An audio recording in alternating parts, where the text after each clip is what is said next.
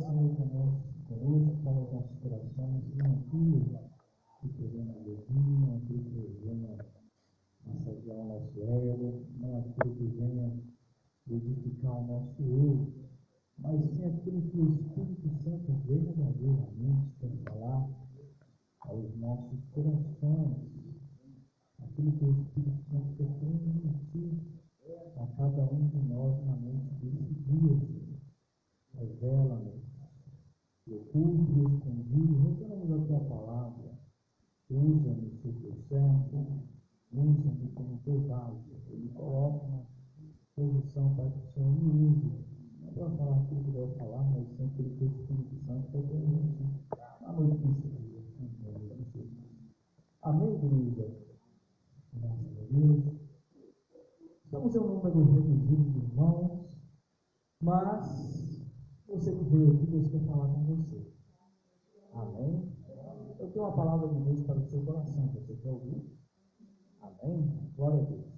Irmãos, Jesus, ele estava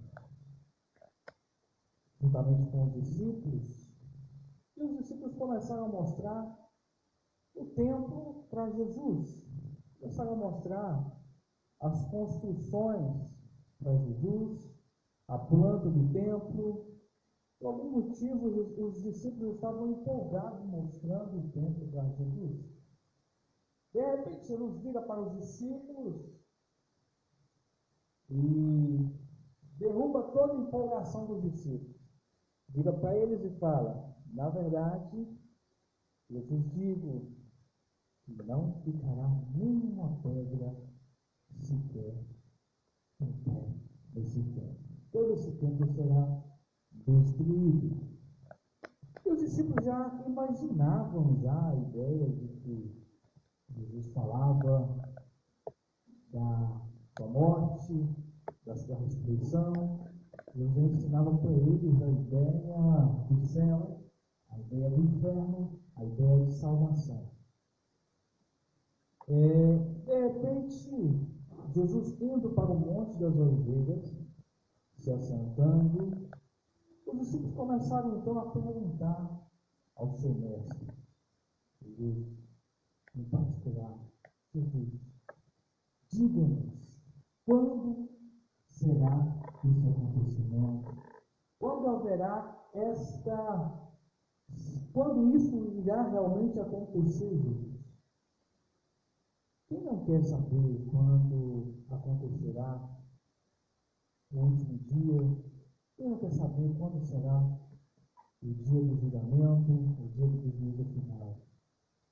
Imagino que se essa informação fosse dada ao ser humano, a maioria do ser humano viveria uma vida totalmente errada, totalmente fora dos princípios do Senhor, e nos últimos dias procurariam a igreja, procurariam arrepender-se da vida que levava outrora.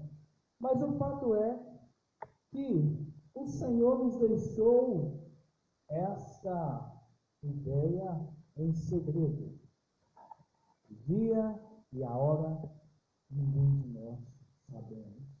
Embora muitas pessoas especulam, muitas profecias ou profetadas, porque a profecia real e verdadeira ela se cumpre. E não há profecia falando da data da volta do Filho do Homem.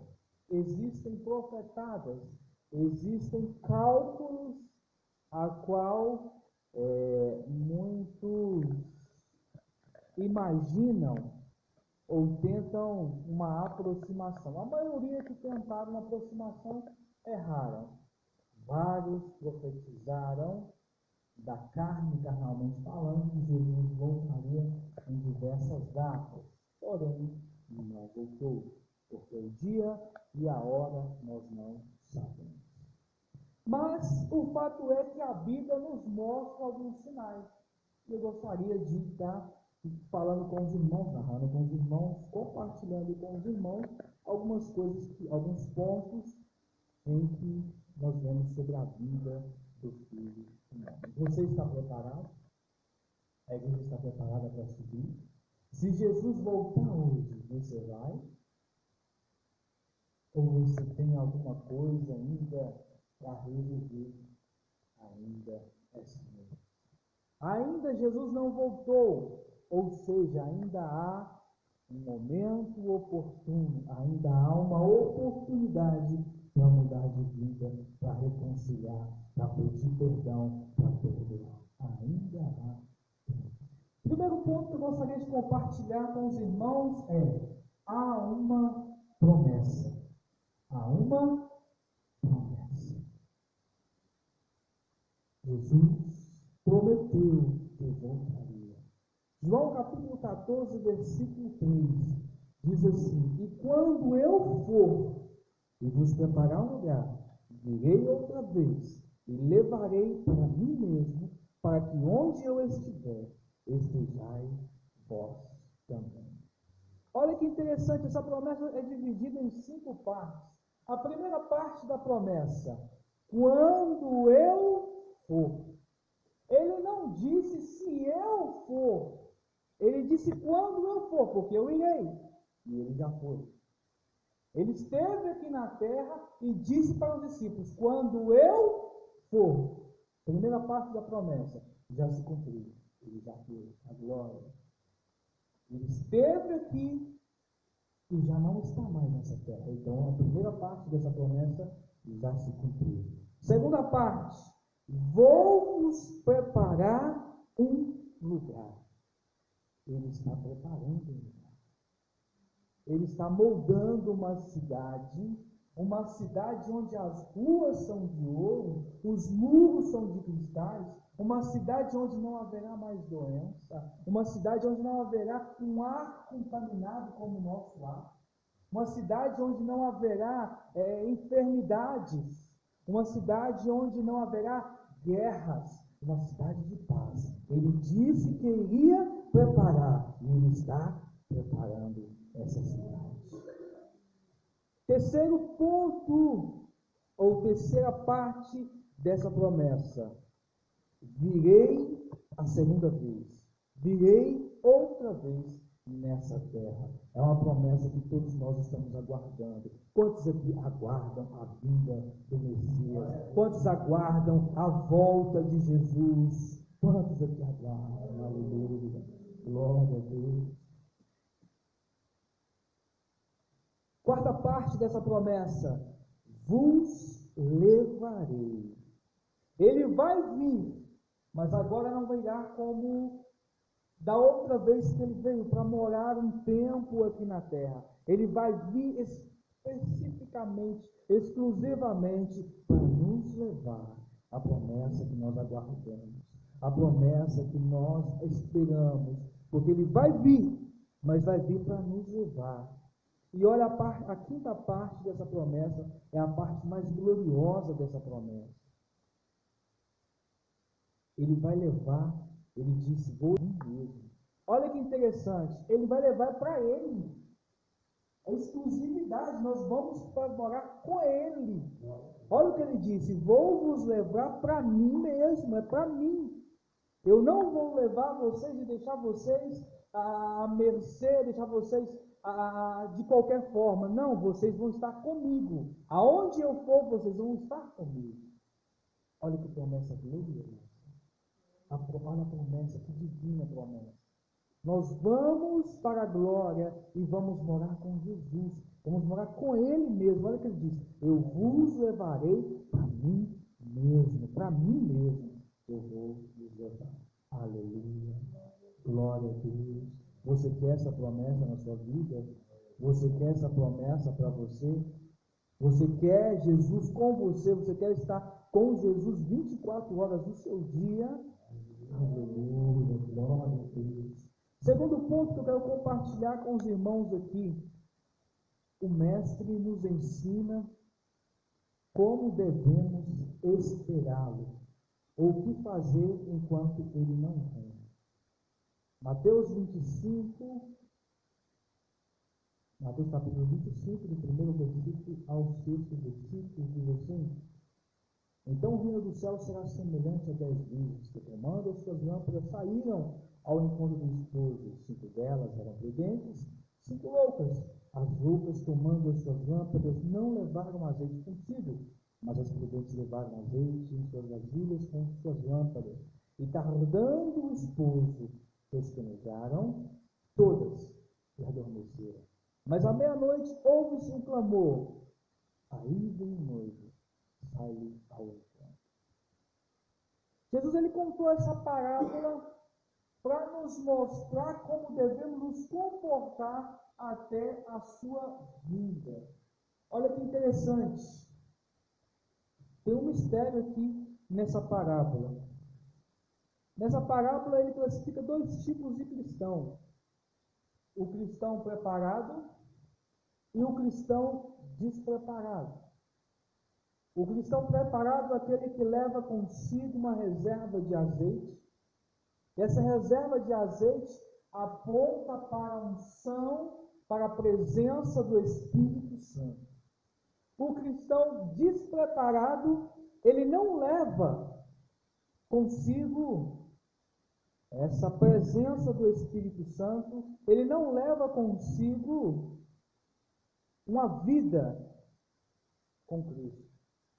Aqui, quando nós pegamos para poder aprofundar nesse contexto, o sono, o adormecimento ou tosquenejar, que em outras traduções é cochilar, aponta para a morte física, aponta para a morte mesmo.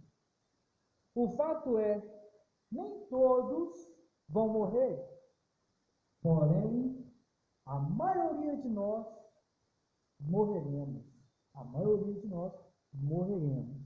Alguns privilegiados sofrerão bastante e serão levados no arrebatamento, no rapto da igreja. Olha que interessante. De repente você está num lugar, você some, só ficam as suas roupas. Será o arrebatamento. Mas a maioria de nós morreremos.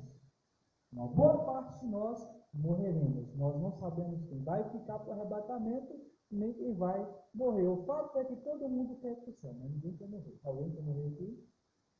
Amém? Alguém quer morrer? Já quer? Já quer ir? Não? Não? Amém. Glória a Deus. Queremos ir no arrebatamento, mas nós não sabemos quem vai no arrebatamento. Então aqui aponta, esse adormecimento aponta para a morte física. O fato é que Jesus vem contando que 2 tipos de cristãos morrem: um cristão preparado e um cristão despreparado. Há um mistério nesse contexto aqui. Quando fala do azeite que aponta para o Espírito Santo, para uma vida com o Espírito Santo, está falando de cristãos que vivem uma vida dentro da igreja até a sua morte. E há 2 diferenças, 2 tipos de cristãos. Há cristãos que vivem uma vida correta diante de Deus e há pessoas dentro da igreja que não vivem uma vida correta diante de Deus. Está no conjunto, está cantando, está pregando, está louvando, está buscando, mas não está vivendo uma vida diante de Deus. Esconde pecado, vive uma vida errada e está na igreja.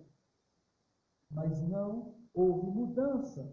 Está no Evangelho, mas o Evangelho não está nessa pessoa. E essa pessoa chega a morrer. A pessoa chega a morrer. E quando a Bíblia vem falando aqui, e à meia-noite ouviu-se um clamor, aí vem o esposo. O clamor aponta para o toque da trombeta. Quando a trombeta tocar, a Bíblia vem nos narrando que os mortos ressuscitarão. No meio dos mortos há 2 tipos de crentes. O crente que viveu uma vida correta diante de Deus, esse tinha azeite contigo. E o crente que não viveu uma vida correta com Deus, esse não tinha reserva no azeite. Era até crente, mas não era convertido. Então, quando o noivo chega, ele não tem essa reserva, que é um mistério na Bíblia. Eu ainda vou trazer para vocês ainda esse mistério. É um mistério na Bíblia. Então, ele não tem a reserva de azeite, ele não vai para o casamento. Ele não vai para a igreja. Porque viveu na igreja, porém, fora da presença do Senhor.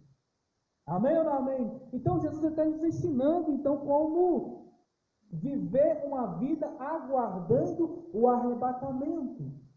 Para mim aguardar o arrebatamento, eu preciso da presença do Espírito Santo na minha vida. O Espírito Santo está sempre nos mostrando. Quando eu faço uma coisa errada, vem aquele temor. Opa, eu não poderia ter feito isso. É o Espírito Santo. É a reserva de azeite consigo.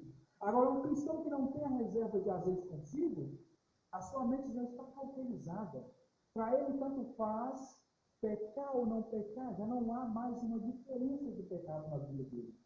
A pessoa que não tem a unção do Espírito Santo, ele vive uma vida de pecado, vive uma vida de erro, e para ele tanto faz, não faz diferença.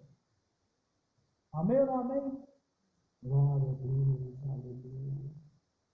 Então o Senhor nos mostra como viver uma vida na presença dele até o arrebatamento, ou até a volta do Senhor, onde os mortos ressuscitarão. Terceiro ponto que eu gostaria de compartilhar com os irmãos é que será rápido.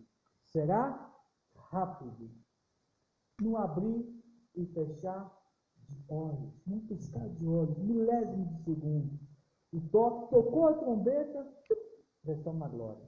Será muito rápido. Mateus 24, 27. Porque assim como o relâmpago sai do Oriente e se mostra até o Ocidente, assim será também a vinda do Filho do Homem. E ainda em 1 Coríntios 15, 52. No momento, no abrir e fechar de olhos, ante a última trombeta, porque a trombeta soará, os mortos ressuscitarão incorruptíveis e nós seremos transformados. Então será muito rápido. Tocou a trombeta, acabou. Não tem tempo mais de consertar. Senhor, eu ouvi a trombeta, Senhor. Deixa eu fazer um concerto contigo, Senhor. Senhor, eu ouvi a trombeta, eu preciso fazer algumas coisas ainda, eu preciso moldar ainda alguma coisa na minha vida. Não, acabou. Tocou a trombeta, milésimos de segundo. Quando a Bíblia faz referência ao relâmpago, já viu um relâmpago? A velocidade que é um relâmpago? A pesquisa que diz que um relâmpago ele tem uma velocidade de até 40 mil quilômetros por hora. 40 mil quilômetros por hora. A velocidade de uma luz é equivalente a 1000 quilômetros por hora.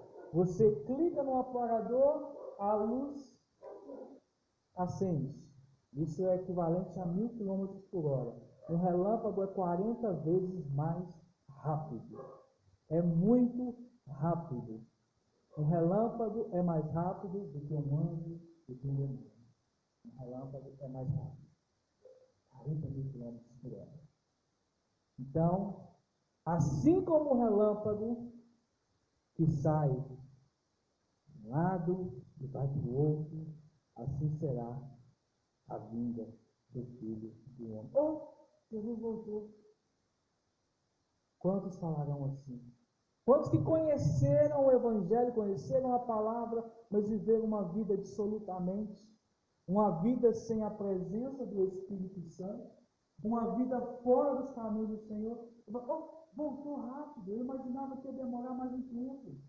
O fato é que nós não sabemos o dia e a hora. Por isso que o Senhor fala assim como nos dias de Moisés, assim será a vinda do Filho do Homem. Assim como nos dias de Noé,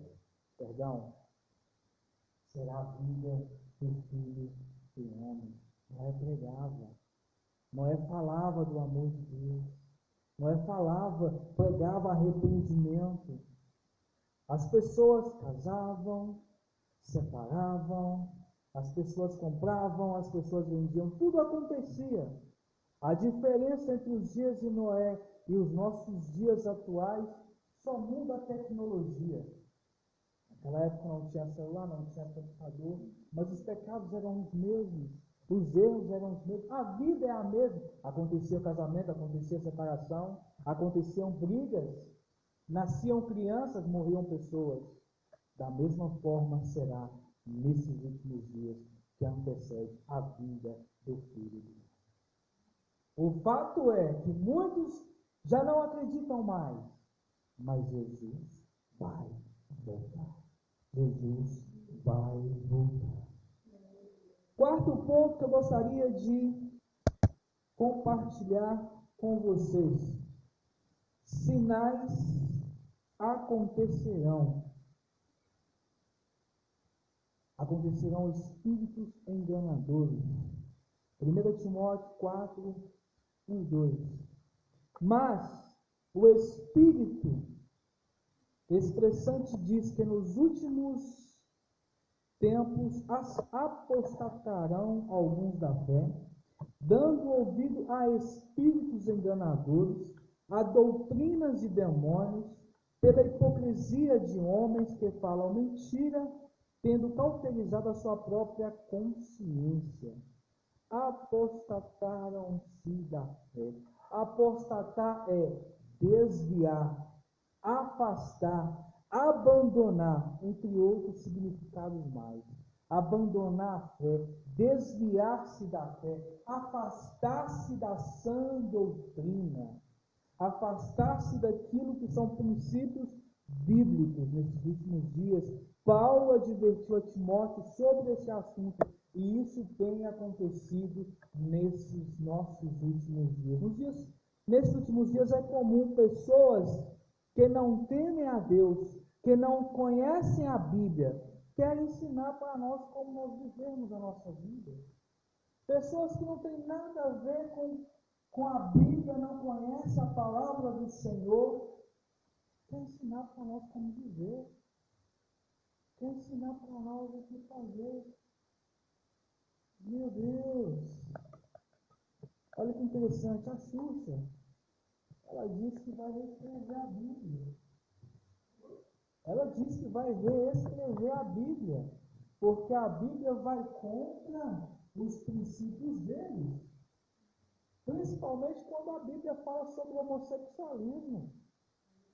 Então eles querem reescrever a Bíblia. Não, vamos fazer uma Bíblia, vamos atualizar a Bíblia. A Bíblia tem que acompanhar o nosso estilo. Doutrinas de demônios. Doutrinas de demônios, apostatar-se da fé. Querer que a Bíblia seja a favor do pecado, a favor do erro. Filósofos que dizem inteligentes negam a existência de um Deus. Mentes são aplaudidos. Suas mentiras são aceitas em diversas formas. Não há Deus. Diz um que se denomina sábio: não existe Deus. O homem, na ausência, criou Deus. Não foi Deus que criou o homem. O homem, na necessidade de alguma coisa, que criou um Deus. Doutrina satânica. Doutrina de Satanás. Pastores mudam de opiniões, deixando a verdade e se firmando em mentira. Firmando em mentira. A Bíblia a todo momento é colocada em xeque com perguntas montadas para desclassificar a palavra. Hoje em dia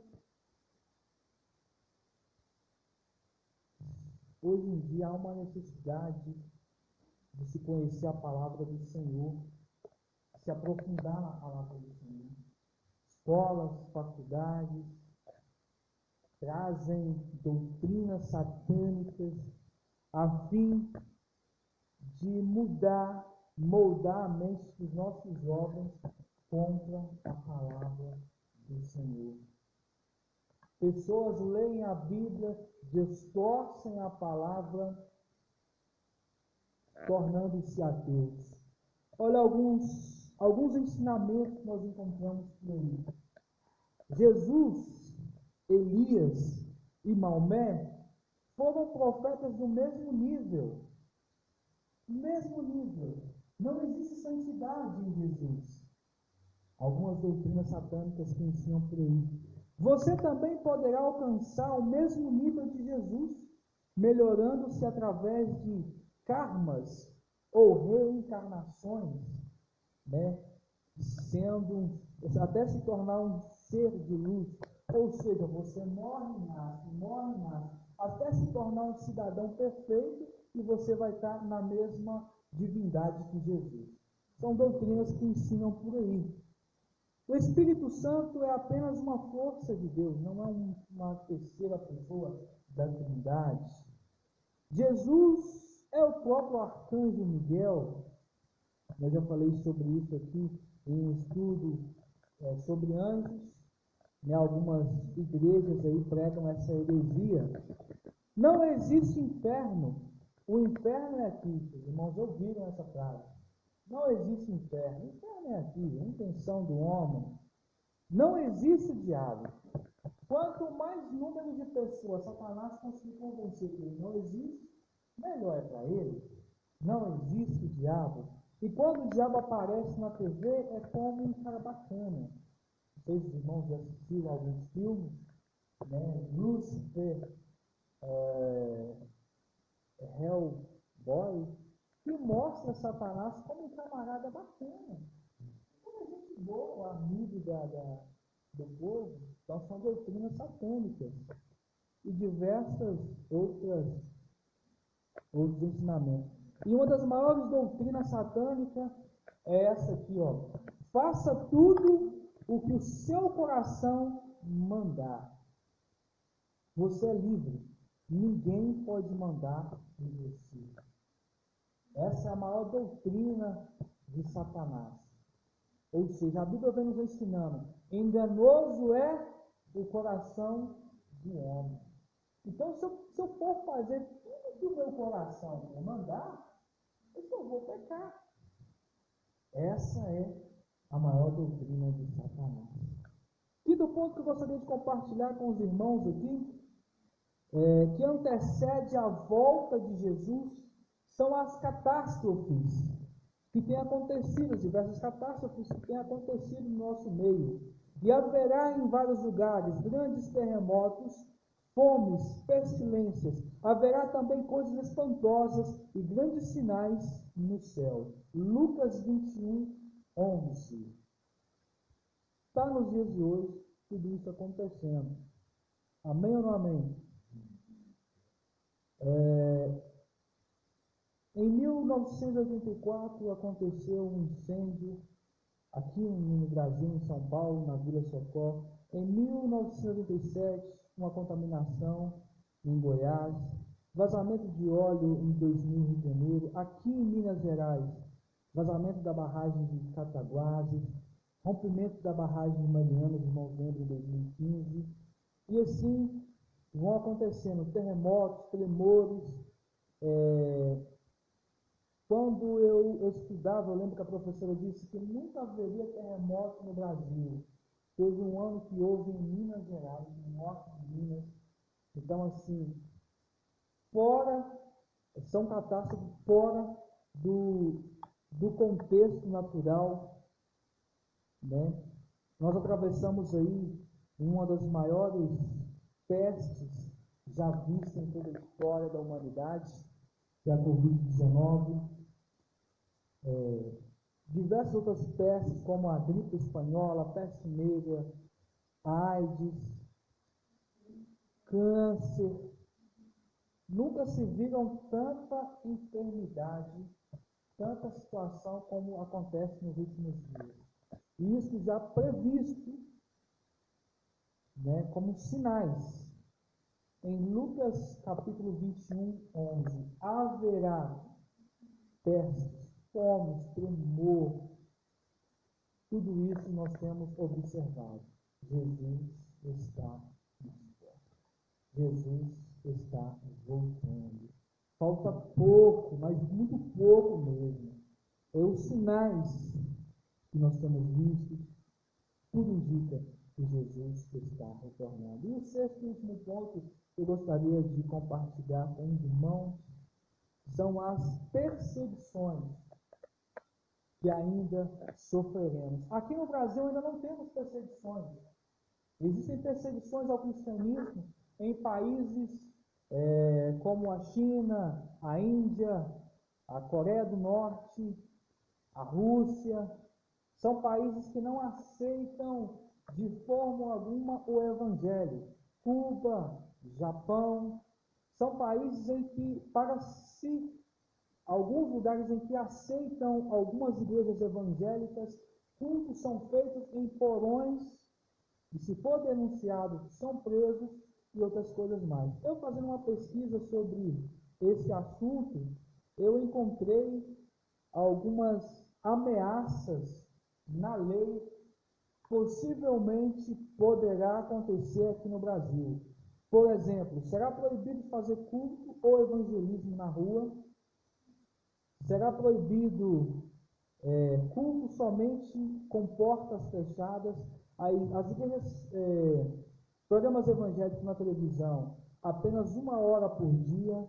Pastor só poderá fazer programa na televisão se tiver faculdade de jornalismo. Será considerado crime pregar contra espiritismo, feitiçaria, idolatria, e pastores que pregarem sobre dízimos e oferta, dependendo do número de reclamações, serão presos. Pastores que forem presos por pregar sobre práticas condenadas na Bíblia, como homossexualismo, idolatria, espiritismo, não terão direito de defender por meio de ação judicial. Igrejas que não realizarem casamento homossexual, homem com homem, mulher com mulher, estarão fazendo discriminação e poderão ser multadas e os pastores processados.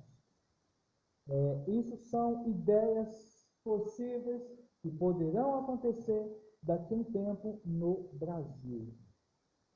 Nós ainda temos a liberdade de pregar o Evangelho.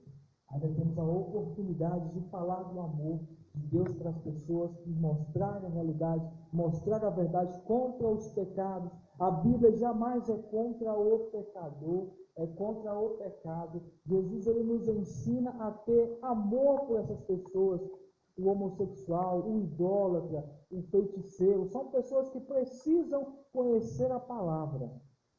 E antes que essas perseguições cheguem em nosso país, nós ainda temos tempo e oportunidade de falar do amor de Deus para essas pessoas que estão lá fora precisando de uma palavra, precisando de uma mão amiga, precisando de um socorro. Porque embora as pessoas estão no pecado, há uma alma, há uma vida por trás da pessoa clamando por socorro, há uma vida clamando com um vazio existencial, clamando pelo Espírito Santo.